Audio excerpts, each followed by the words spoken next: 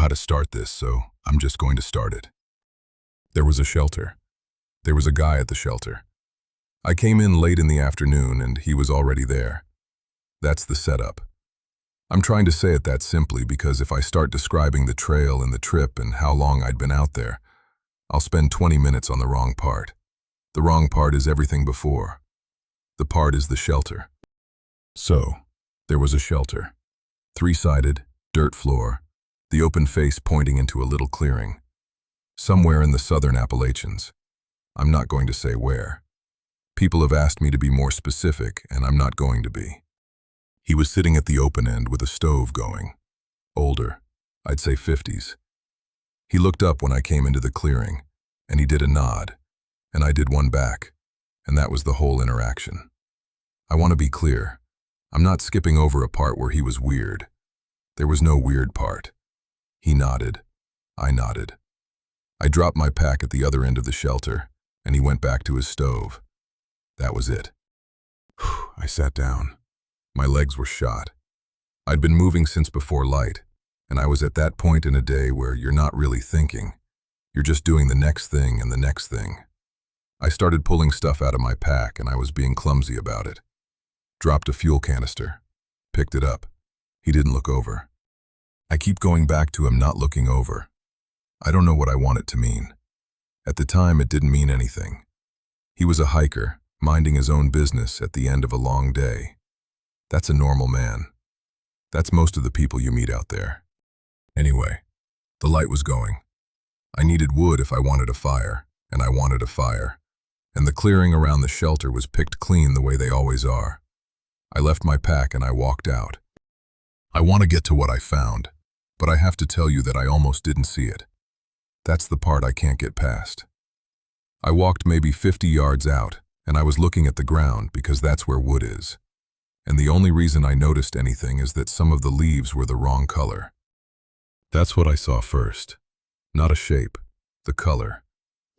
Most of the floor in there was that dark, settled brown, the leaves that have been down a few weeks and gone flat. And there was a patch where they were a little paler, yellower, like somebody had turned them over and the undersides were facing up. I want to say I had a feeling, but I didn't. I stopped because my eyes had caught something off. And I think I was going to keep walking. I really do. I think I was about 10 seconds from picking up a branch and going back. But I stood there long enough to actually look at where my eyes were pointed. And then I saw the shape. It was a long, raised place in the ground. I don't know how to describe it without saying what I think it was. The ground was higher than the ground around it for a stretch of about, I'd say 5 feet. Maybe a little less. It was rounded on top, tapered at the ends. There was a pile of those paler leaves on it. I stood there. I was looking at it and my brain was doing this thing where it wouldn't finish the sentence. It kept starting the sentence and stopping. That's a what? I couldn't get to the noun. There's a smell I caught around then. I'm not going to describe it because I don't trust my memory of it. The air around me smelled wrong. That's all I can say. I could be making the smell up because of what I thought I was looking at. I've gone back and forth on whether I actually smelled anything, and I genuinely don't know. I'm telling you about it because it's part of what I remember, and I'd rather tell you and let you decide. I took a step closer. I should not have done that. I don't know what I thought I was going to accomplish. I think I wanted to be wrong. I think I wanted to see something that made the shape mean something else. I got close enough that I could see a place at the edge where the leaves had slid down. The cover was thin there, and there was something in the dirt. A piece of cloth. Not a piece, a thread. Like the edge of a piece of cloth, just a strip of it, lying there. I'm not going to tell you I was sure. I'm not going to tell you I knew. What I can tell you is that I turned around and I walked away from it. I walked away from it without picking up any wood, and without going around it, and without looking back. I just walked. About halfway back to the shelter, I noticed I was making a sound. A breathing sound. Like a small whine on each exhale. I didn't know I was doing it. I stopped and I stood there in the trees, and I made myself stop making the sound. That took longer than it should have. I want to skip ahead to the dinner because I know that's what you're waiting for. But I have to tell you something about the walk back that I'm embarrassed about. When I was almost to the clearing, I realized I didn't have any wood, and I needed a reason. I stood there at the edge of the trees for I don't know how long, working on a reason. I was trying to come up with a sentence to say. Couldn't find any. Changed my mind on the fire. I'm too tired. I was rehearsing them. I rehearsed them out loud, quietly. I'm telling you this because it's the stupidest part, and it's also the part I think about most. I was standing in the trees rehearsing a lie to a man I was about to sit 10 feet from for the next 12 hours, and I hadn't even decided yet that he was the one. I just knew I couldn't walk in there with my face the way it was. I walked in. He looked up. I said, too tired for a fire. He nodded. He didn't ask anything else. I made my dinner. I don't remember what it was. I remember stirring it for a long time after it was done because I needed something to do with my hands. He talked a little. I don't want to make him sound chatty. He wasn't. He'd say a thing every so often and then go quiet for a while. He said something about the temperature dropping. He said something about a section north of where we were. He asked me where I'd come from, and I told him. I told him the truth because the truth was easy, and I wasn't ready to start. Then he asked me where I was headed. I want to tell you I had a plan. I didn't. I opened my mouth and a different town came out. Not the town I was going to. A town I'd seen on the map and not been to. I heard myself say it, and I had this moment of, what did I just do? Because once you've said a lie, you have to keep being the person who said it. He nodded. He didn't react to the name. Maybe he didn't know that area.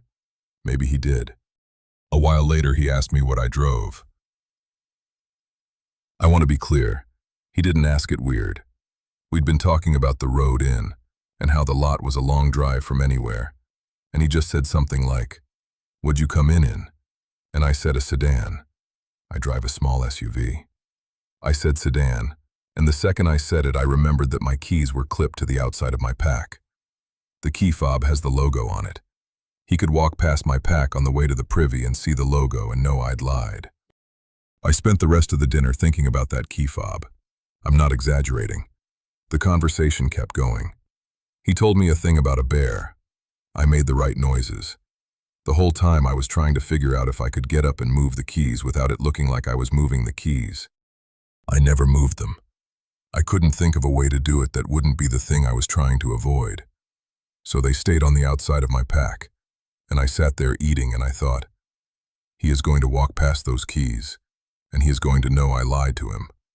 And once he knows I lied to him, he will know I know. I don't know if he ever looked at the keys. I want to tell you I was thinking strategically.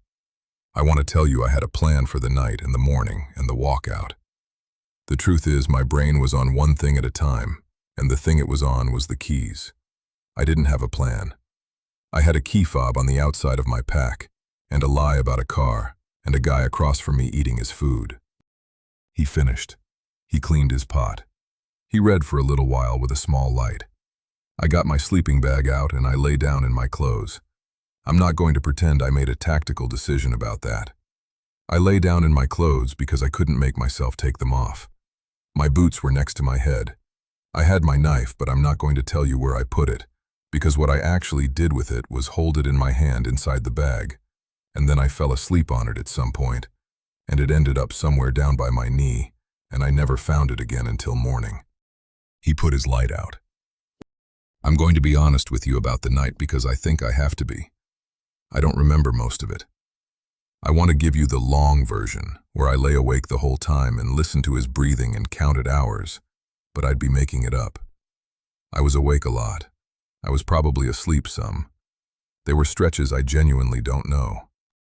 What I remember is a few specific things, and that's it. I remember at one point being completely sure he was sitting up. I had my eyes closed and I had this conviction, total conviction, that he had sat up and was looking across the shelter at me. I lay there for what felt like a very long time, waiting for him to do whatever he was going to do. Nothing happened. Eventually I opened my eyes a crack to check. He was lying down. He'd been lying down the whole time, probably. I don't know. I closed my eyes again and I went back to being sure he was sitting up. I remember a sound at some point of him getting up. I heard his sleeping bag and his weight on the boards. I heard him step out of the shelter and into the clearing. I heard him walk into the trees on the side I'd been on. I want to tell you what happened next, but what happened next is nothing. He was gone for a while. I don't know how long. I told myself it was a long time, and I've told other people it was a long time, and I genuinely could not tell you if it was 5 minutes or 30. I lay there and I waited. Eventually, he came back. He lay down. I think I might have slept after that. I really don't know. I remember crying at some point and being embarrassed about it. That's what I have. I'm sorry I don't have more. I know the night is what people want, and the night is the part I lost. I was inside it and I couldn't make my brain hold on to it. There's a version of me that could tell you what the breathing was doing across the shelter, and what the wind was doing outside. And I'm not that version. I was a guy lying in a sleeping bag waiting for it to be over, and most of what I was doing in there is gone. Morning. Gray light through the open side. I sat up and he was already up. He was sitting on his bag, putting his pad away. He said good morning. I said good morning. My voice was hoarse, and I didn't know if that was from not talking or from crying or from something else. I packed. I packed at a normal speed. That part I do remember clearly because I was so focused on it. Not fast, not slow. I drank some water. I ate a bar. I shouldered my pack and clipped the hip belt and adjusted the straps. He asked which way I was going. I told him the lie I'd set up the night before. The town. The side trail to the town. He nodded. He said he was going the other way. He said it easy. He said have a good one. He sat back down on his pad. I walked out of the clearing onto the trail. I want to tell you I was thinking about the mound. I wasn't. I was thinking about putting one foot in front of the other foot. I was thinking about not turning my head. I was a body walking on a trail. About 20 minutes in, I saw another one. I don't want to make this sound dramatic. It wasn't off the trail in some obvious way. It was through the trees, maybe 40 feet in, and I almost didn't see it. The only reason I saw it is that my eyes had been trained the day before. I knew what the leaf color did. I knew what the shape did. I saw it the way you see a deer in brush, where you don't see the deer, you see the wrongness, and then the deer resolves. It was older than the one from the night before. The leaves on it were the same color as the leaves around it. It had been there long enough that everything had gone the same brown. I kept walking. I didn't stop. I didn't slow down. I want to tell you I had some big reaction. I didn't. I just kept walking. My body was already doing what it was doing, and there wasn't anywhere new to go. I saw another one. I don't know how far past the second one. I wasn't measuring. This one was older still. It was almost flat.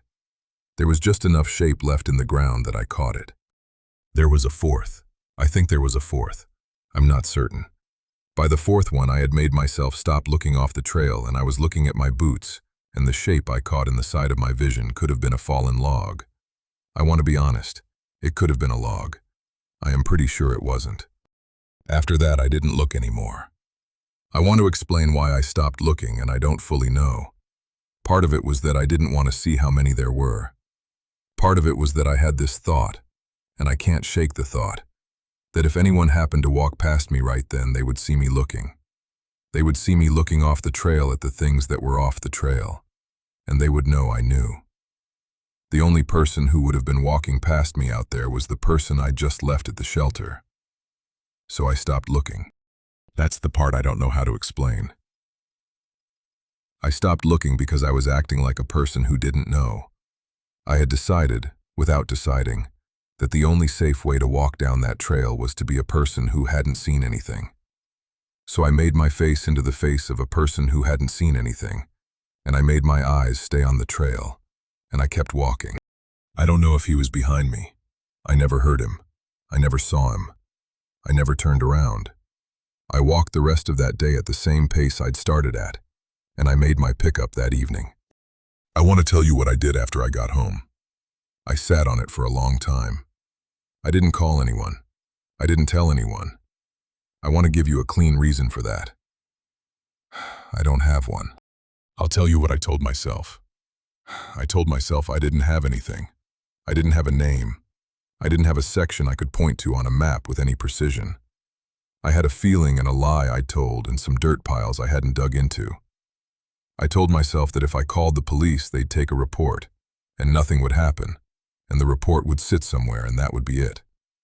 I told myself a lot of things. What I didn't tell myself, but what was actually true, was that I was scared. I was scared that if I said something and somebody followed up on it, somebody would go out there, and the only person who could have told them was me. And he had been in that shelter with me, and he would know.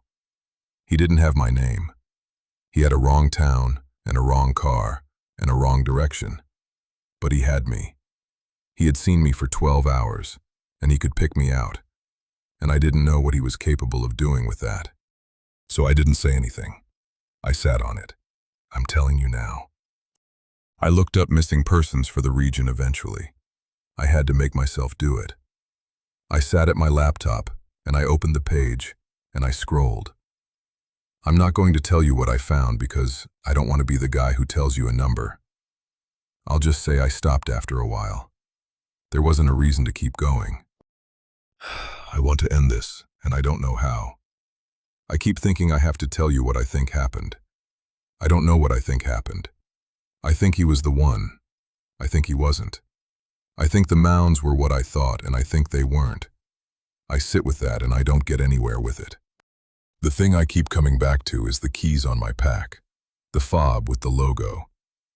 I sat across from a man, and I lied to him about my car, and the truth was hanging off the outside of my pack the whole time. I don't know if he looked. I don't know if he knew. I walked out of there in the morning, and I think about that fob a lot. I don't know if I survived because of anything I did. I think I might have survived because he didn't bother to look. I don't know what that says about me. I don't think it says I was good at anything. I haven't been back.